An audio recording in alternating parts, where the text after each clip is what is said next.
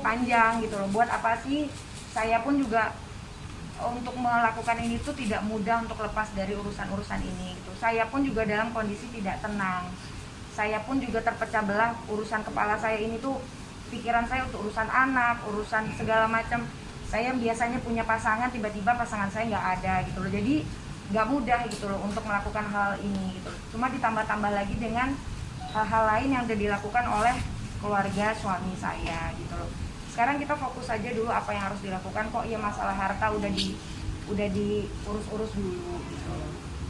Nah ini kalau yang dari pihak Pak Leman, apa Pak Leman?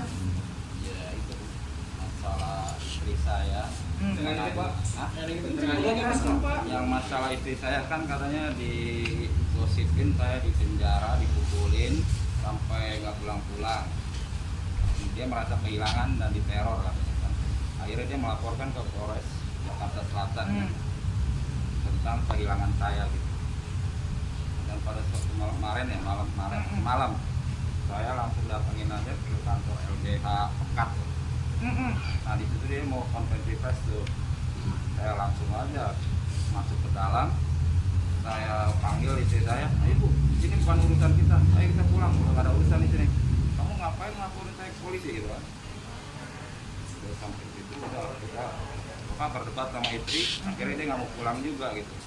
Jadi sekarang Masih. istri Pak Leman belum ketemu juga? Belum, nggak tahu kemana Bu. Kalau Berarti kan saya ajak mereka pulang kan dia nggak mau, masih nyangka aja kalau saya ada Cuman dipermainkan lah ibaratnya. masih ada di polisi gitu. iya iya. Padahal Pak Leman ini sudah teleponan sama istrinya. Waktu saya Di telepon udah dikasih tahu kalau minta obat apa segala macam, minta dibawakan baju. Tapi dibilang nggak dibawain, dibilangnya katanya itu bukan Pak Leman. Jadi informasi dari adiknya Lia adalah istri dari Kinta yang bernama Vina ini tuh menyuruh untuk mereka mematikan handphone. Dan yang menerima sertifikat surat-surat yang dari Lia ini adalah yang menerima adalah Kinta dan Vina. Dia ngambil di depan rumah di jalan di depan. Jadi hanya ngambil dikasih langsung jalan gitu loh. Ini kan udah kita urusannya rumah tangga. Kenapa kok urusannya sama keluarga? Ibu saya aja nggak ngurus-ngurus seperti itu. Kakak-kakak saya juga enggak. Kok lucu gitu loh. Jadinya malu gitu loh. Dan menurut saya udah terlalu banyak lah diam, dizolimin, saya dituduh-tuduh masukin suami saya.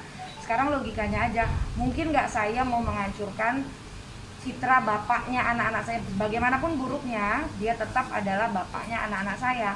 Gak mungkin saya membuat rekam jejak yang akan terus-terusan ada. Dan itu pasti akan membuat anak-anak saya terluka. Dan gak mungkin saya melakukan itu.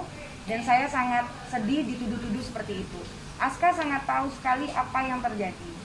Dan keluarganya sangat tahu apa yang terjadi. Tapi please stop, jangan blaming kemana-mana. Kita clearkan saja dulu. Aska tahu kok apa yang sudah dia lakukan, kesalahannya apa saja. Saya pun juga nggak sempurna, saya pasti punya kesalahan. Cuma kita lurus aja dulu ini apa yang terjadi gitu loh. Jadi kalau untuk urusan ada lagi KDRT yang memang saya ini sebenarnya ini bukan hal-hal ini tuh sebenarnya tidak ingin saya ceritakan karena bagaimanapun tadinya ini saya ingin semuanya keep sendiri gitu loh. Jadi pada tanggal 18 Desember saya mendapatkan KDRT lagi yang terus menerus intensitasnya. Jadi tanggal 18 saya ada percekcokan, saya dipukul tanggal 18. Akhirnya tanggal 18 itu saya pergi ke rumah ibu saya. Akhirnya tanggal 19 itu ibu saya melihat kalau saya lebam-lebam, walaupun padahal saya sudah tutup-tutupin, dan akhirnya dia tahu karena bengkak-bengkak muka saya pada saat itu. Dan dia nyuruh saya sama kakak saya di telepon untuk berangkat visum. Hal itulah yang membuat saya menjadi kuat, karena tadinya selama 9 tahun saya tidak pernah menceritakan apapun itu bentuknya. Jadi tapi Pak Leman sama Lia tahu persis lah. Setiap kalau saya mendapatkan kekasaran atau saya berantem, saya pasti kabur dari rumah.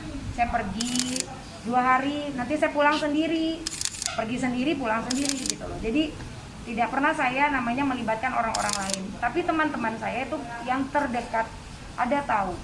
Tapi saya tidak pernah menceritakan detail-detail apapun itu. Karena menurut saya, yang namanya permasalahan rumah tangga memang sebaiknya disimpan sendiri.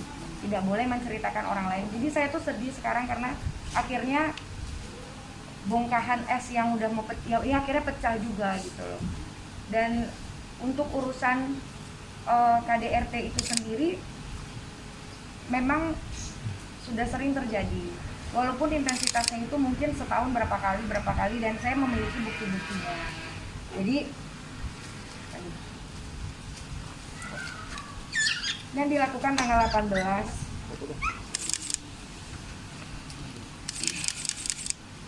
Desember kemarin, Mbak. Iya, ini 18 Desember. Ini Ya. ke sini Mbak. Tengok kanan Mbak. Nah iya boleh pegang. Nah iya boleh begitu. Ya.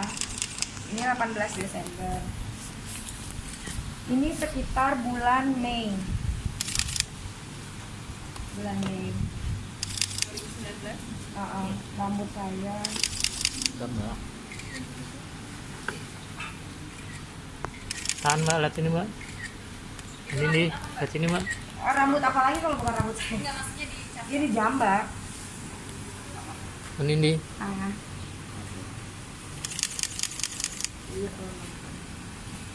Ini saya lupa tepatnya kapan, tapi bulan Januari juga ada, bulan puasa juga ada. Enggak itu bulan Januari. Ini di sini lebam. Januari. Hanya wajah aja ya Mbak? Apa ada? Ini tangan. Ini tangan. Ya rata-rata semuanya banyaknya di muka sih, muka, lengan, tangan. Kurang lebih seperti itu lah Berarti ya. sering ya melakukan KDRT itu? Ya, Tahun bisa berapa? ya saya nggak mau inget lah, ini aja juga saya sebenarnya kan buka memori lama jadinya. Dari tahun berapa tuh Mbak? Ya udah lama lah, udah lama dari saya awal nikah pun juga udah begitu gitu loh. Cuma yang namanya memang Aska itu memiliki emosional yang tidak bisa dikontrol, dan di Aska tahu sendiri itu kenapa dia seperti itu, sehingga saya pun lama-lama ketakutan dan lelah gitu loh, karena saya pun juga selalu memaafkan, nggak ada masalah, ya udah saya minta tolong, bahkan minta tolong sama keluarganya, ibu bapaknya saya minta tolong, tapi ya tidak ada apa ya tindakan yang cepat gitu, sehingga akhirnya rumah tangga saya pun hancur gitu loh. Sekarang ini kan kalaupun misalnya saya berpisah, pasti kan saya tidak mau Aska ada kasus hukum yang lain gitu loh, biarlah tetap saja perceraian saja gitu loh, tapi nggak ada urusannya dengan hukum-hukum yang lain. Tapi mau apa lagi, karena mungkin ini udah takdir Tuhan, Aska harus seperti ini, saya pun juga harus menerima seperti ini gitu loh. Jadi mohon sekarang ini tuh jangan pemberitaannya kemana-mana. Jadi karena dibilang saya yang melaporkan, saya yang TO, kita sama-sama tahu lah, saya tahu persis apa yang terjadi, dan saya tidak mau hal buruk terjadi kepada Aska gitu loh. Walaupun ibaratnya berulang kali saya ucapkan, bagaimanapun terjadi hal buruk terhadap pernikahan saya, tetap dia itu bapaknya anak-anak saya. Jadi nggak boleh saya melakukan hal-hal yang buruk gitu loh. Apalagi untuk saya sebenarnya menceritakan ini tuh hati saya sedih. Tapi ini hanya gambaran paparannya saja, saya buka. Saya tidak mau menceritakan, udah tidak usah terlalu dalam lagi, karena itu yang ada bikin luka hati saya dan anak-anak saya terus-terusan gitu loh. Untuk sekarang ini saya rasa sudah cukup, sudah clear jelas apa yang terjadi, dan mereka ini pun aman ada di bawah di rumah saya gitu loh, tidak ada kemana-mana, karena memang ini urusannya biar ini menjadi urusan hukum saja, karena memang kan dia melakukan hal-hal yang tidak sepantasnya dilakukan kepada saya gitu loh. Jadi itu saja. Dan kenapa